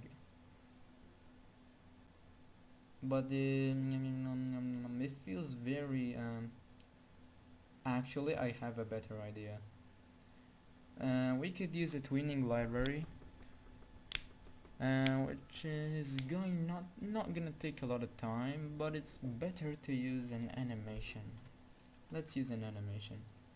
So animation, where's the animation thing? Okay, and that's gonna be the checkpoint. Let's drop it on the checkpoint, and let's make stuff. Let's start cooking. So first we're gonna set the scale to 1, not changing it, and a couple seconds later we could set it to like, that's 10 milliseconds. Let's set it to 0 by 0. Yeah, that's pretty quick and pretty unnatural, so we could fix this using curves. So let's zoom in, zooming in. Yeah.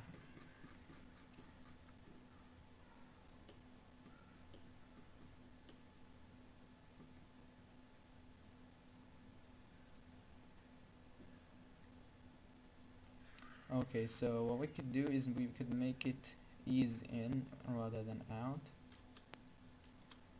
Well, we're gonna need to set both of them actually.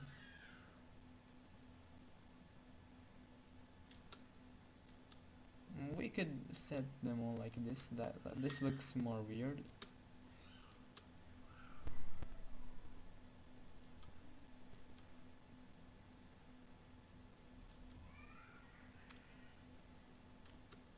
And it feels too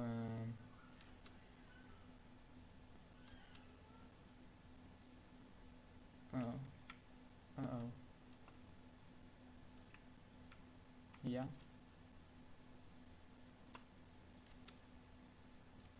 Let's set them to be more balanced. Let's less balanced. Gonna be also cool. This feels really fast.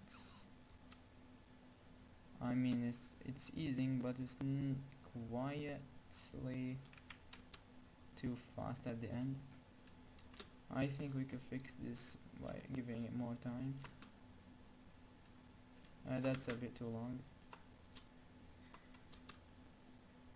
Let's test this out first. So first we're gonna, okay, it's disabled. Okay, animator, animation. Okay, so we want an idle state. So we're gonna create a state empty and call it idle. Yeah, and good. Now we're gonna set it to the default state, and then we're gonna make a transition to the checkpoint, and no, we don't need a transition back. It's instantly gonna get deleted as it gets finished. So we could create a new trigger and call it check, and set this transition to be in this condition. If you don't understand what I'm saying, I didn't also understand it before, but you're gonna understand it with some time. Also, we don't really need to set the color anymore, if you know what I mean. Okay, public unity event. We don't actually need to even set anything in the script, by the way. We can just use the unity event we made. Yeah, there is like a start trigger, I think, function. Let's see if it exists. So we're going to checkpoint. Let's shrink these two, and now animator start trigger, set trigger. Wait, that's an int. Yeah, that's the string. Wait, I have to like change it and then change it back. Call this check. But we also want to get it deleted after some time. So we could create a public void list.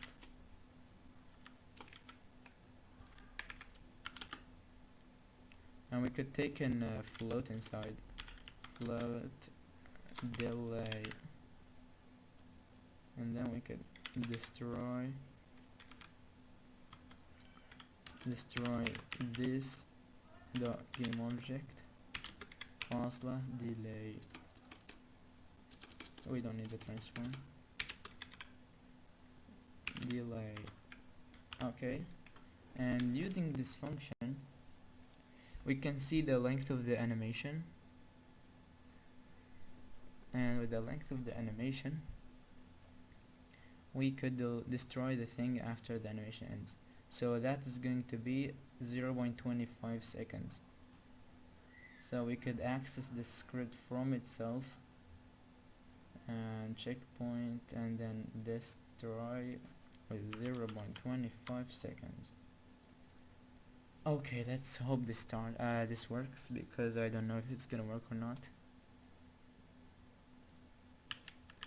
Okay, everything is good right now. Oh, I think the time is kinda messed up, so let's set this to 1 second and see what we're gonna do with this.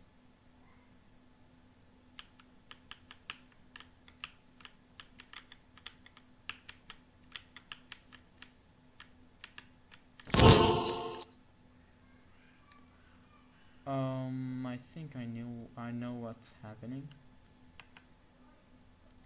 It's kinda too delayed, so let's go to curves.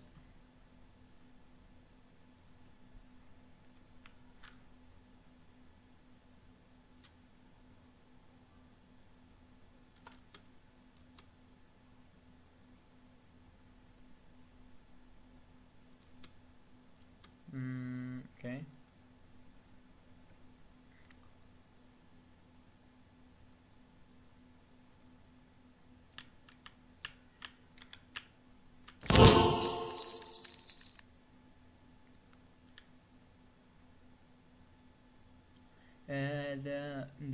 The problem is we need some more delay in that particle system.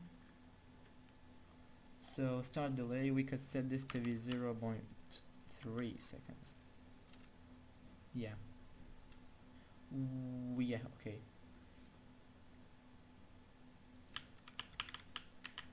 I think I'm gonna move the checkpoint so I don't have to come back every time. Wait, that's kind of problem.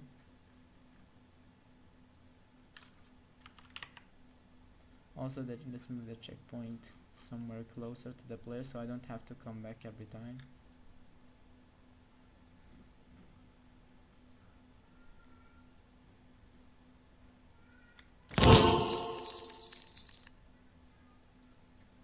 What? Wait, I think you cannot execute the next thing unless you finish the first one. So the particle system should be actually the last one.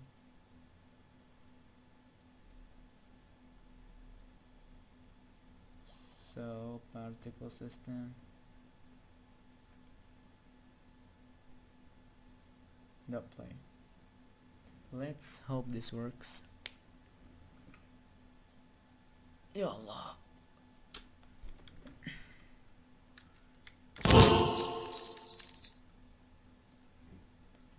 Feels very unresponsive.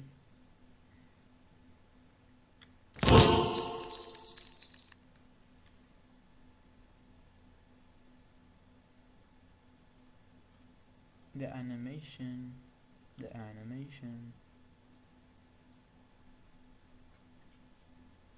Let's set the delay to 0 and see what we got. I think I know what's the problem. I think I know. Yep, I think I know. The transition does not need an exit time. And this transition has some exit time. Yeah, there is no motion here. That's good.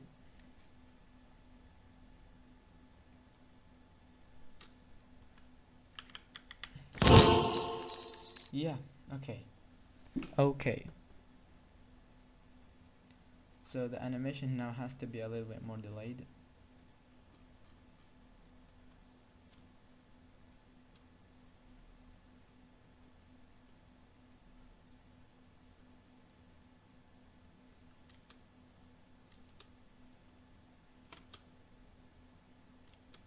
Let's see how this is gonna be.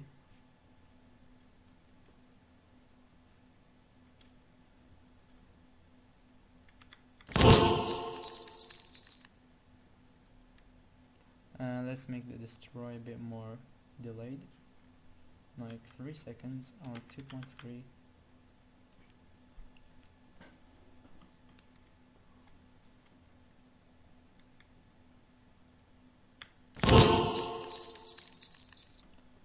The particle system needs to have more life, so the lifetime is going to be set to 4 or 5, which is kinda long, but we'll see what we got. Let's see.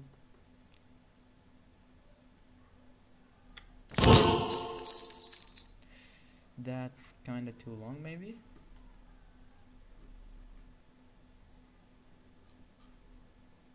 Oh, it is too long. It is too long. So 3 to 4.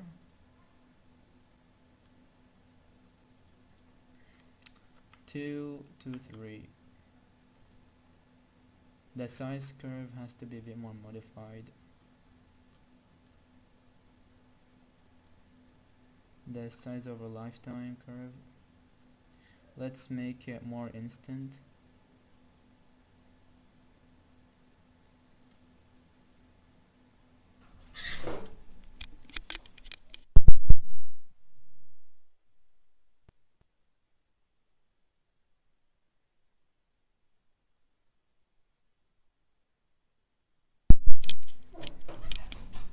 Okay, so let's genetically modify these curves.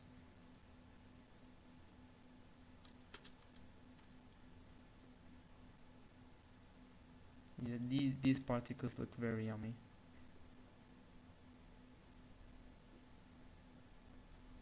Let's make it more randomized rather than let's make this 1 second. Not 3, like make it 4.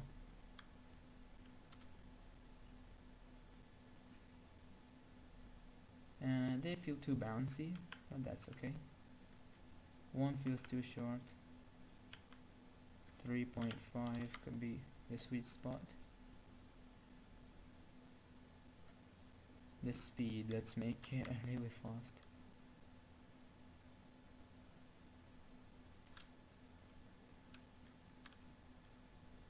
Four.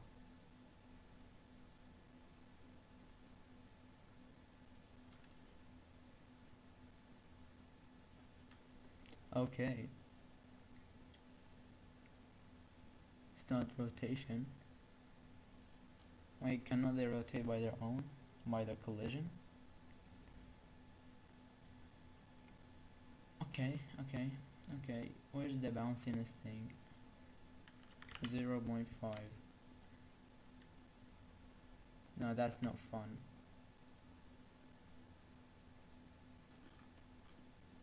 Okay, let's test this.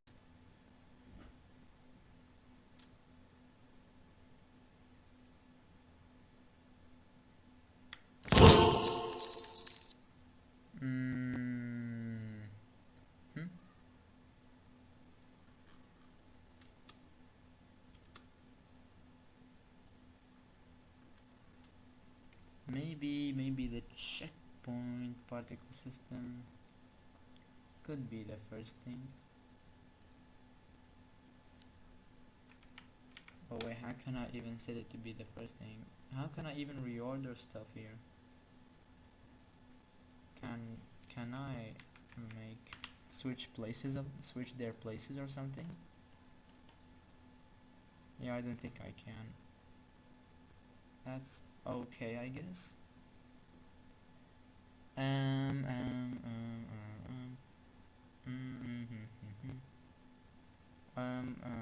Yeah, I can do something about this.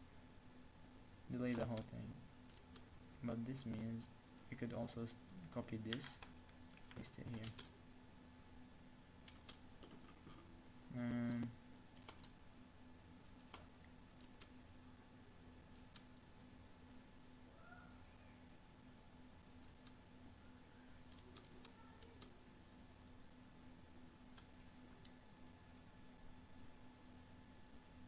It feels very unalive.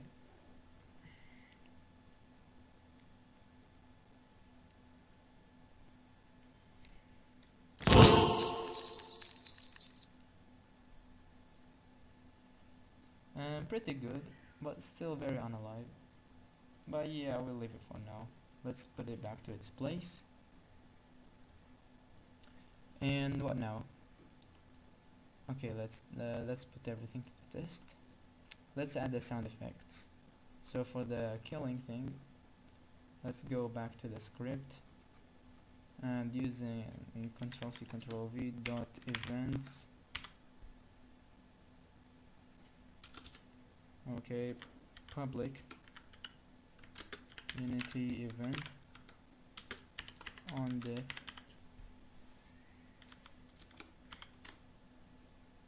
and here we're gonna do on death dot invoke like this. Huh? Oh yeah, wrong semicolon. Okay.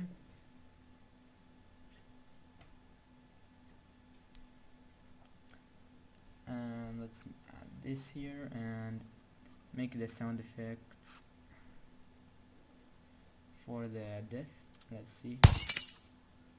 Good.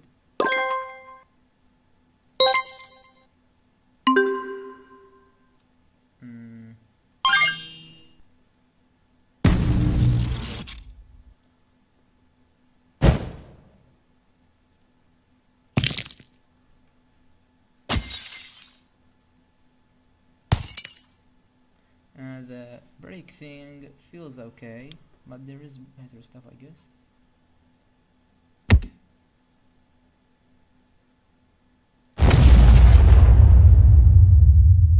No.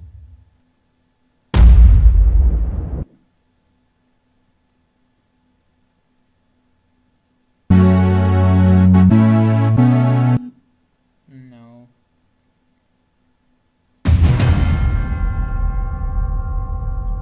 This is from my other game. Okay, I guess I'm gonna go with glass break. So going to the enemy and adding where is it? The glass break sound effect, disabling on awake and putting it there and setting it to play. Okay, let's extend this ground so I can have more freedom, and let's create a much more interesting level.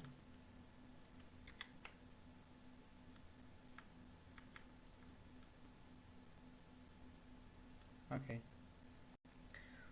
and let's see if this works.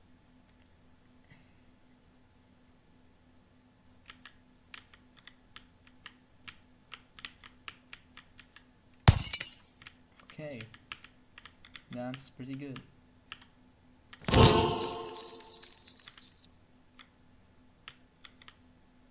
Wait, I want to delay the animation of the checkpoint more.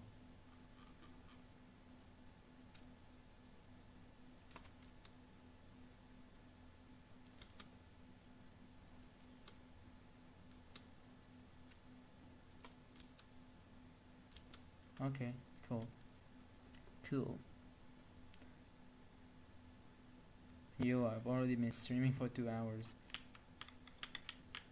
Okay, this is what I can do in 2 hours, I guess.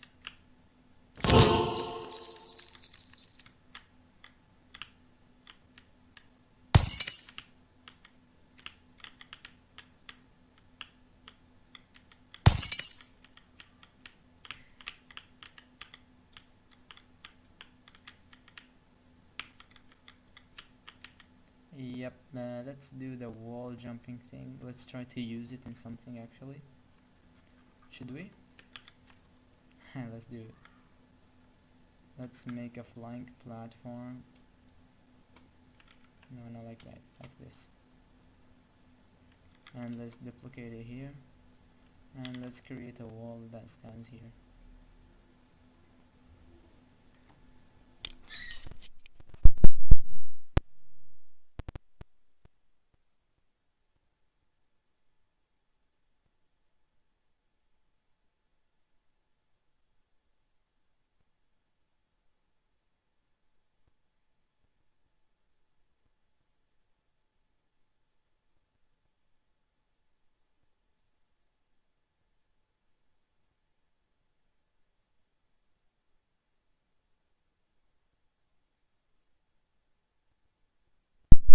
Okay, so let's playtest this.